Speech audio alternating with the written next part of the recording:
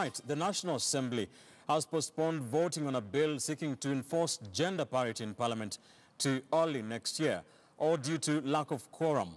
But is this another of Parliament's tactics to buy itself more time and yet again frustrate the implementation of this critical law, which has now stalled 8 years into the 2010 Constitution? KTN Political Affairs reporter Murimi Mwangi was in Parliament today and begins our coverage tonight. It was D-Day for gender parity lobbyists as the National Assembly convened to vote on a bill sponsored by Majority Leader Aden Duale, seeking to enforce the elusive not more than 2/3 gender law in Parliament. These white headscarves and boutonnieres climaxing weeks of lobbying, as opposition leaders Raila Odinga and Kalonzo Musyoka made a rare appearance in the chambers, hoping to sway the numbers in favor of the bill.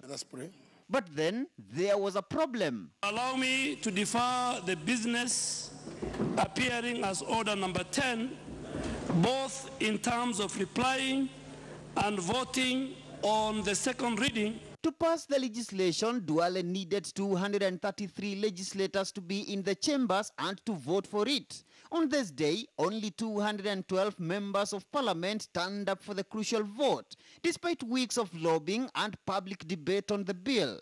But with the House headed for recess next week, Duale sought a deferment of the vote to early next year. We will save it and remain with the voting in the second reading, Committee of the whole House, and the third reading. These three steps, Mr. Speaker, can be entered in February next year. Let us dispense off with this bill today, Mr. Speaker, and let the 33 come here. If it is defeated by vote, that is up to them.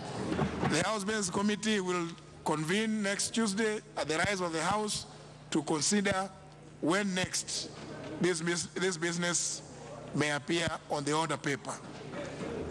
Because this is a grave matter. Mr. Speaker, this just makes a lot of sense. If we were 233 members in the House, we would have gone ahead to take a vote, and if we fail to get the 233 voting for it, then we would later have requested you to allow us another retake.